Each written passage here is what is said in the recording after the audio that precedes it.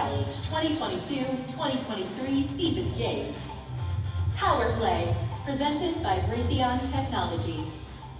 A team consists of up to 2 driver operators, a human player, a coach, and a robot. Each match is played with 4 randomly selected teams, 2 per alliance. But each alliance is only allowed 1 human player. Your opponent for one match may be your partner for another. Robots must be built from materials specified in the game manual and fit within an 18-inch sizing tool, but may expand after the match begins. The game element is a 4-inch diameter by 5-inch tall plastic cone. There are 60 cones, 30 red and 30 blue. Teams may also use their custom-designed beacons in gameplay.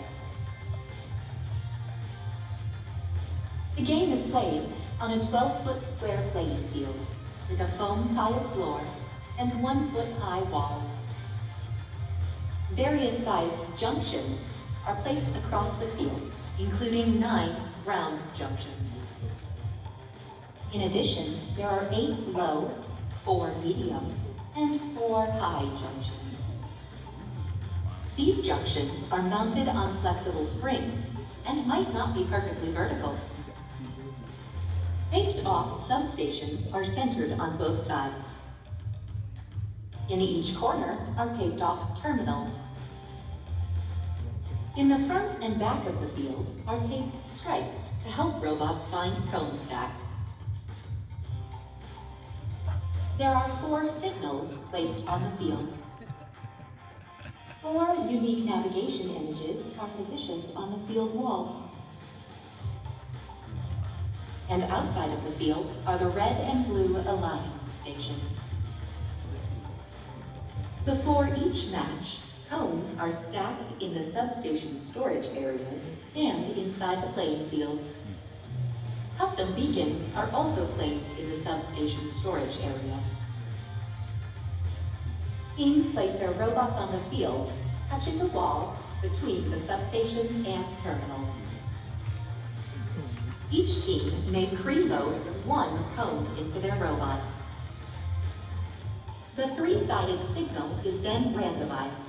Each image references a specific parking target during match play. If a team designs their own signal sleeve, it can be used to gain additional points. The field and players are now ready. The match begins with a 30-second autonomous period.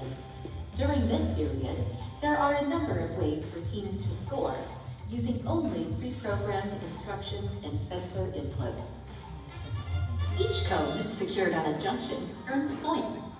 2 points for the ground junction, 3 points for the low junction, 4 points for the medium junction, and 5 points for the high junction. A robot parked in their alliance substation or terminal earns 2 points. If a robot's sensors correctly read the randomized signal, it can park in the corresponding signal zone to earn 10 points. However, parking in the proper signal zone shown by a custom signal sleeve will earn 20 points. Following the autonomous period is the 2-minute driver-controlled period. During this period, human players may introduce new cones into the substation. Each cone that is placed in its matching color terminal earns 1 point. Securing cones in junctions earns the same points as during the autonomous period. 2 points for the ground junction, 3 points for the low, 4 points for medium, and 5 points for the high junction.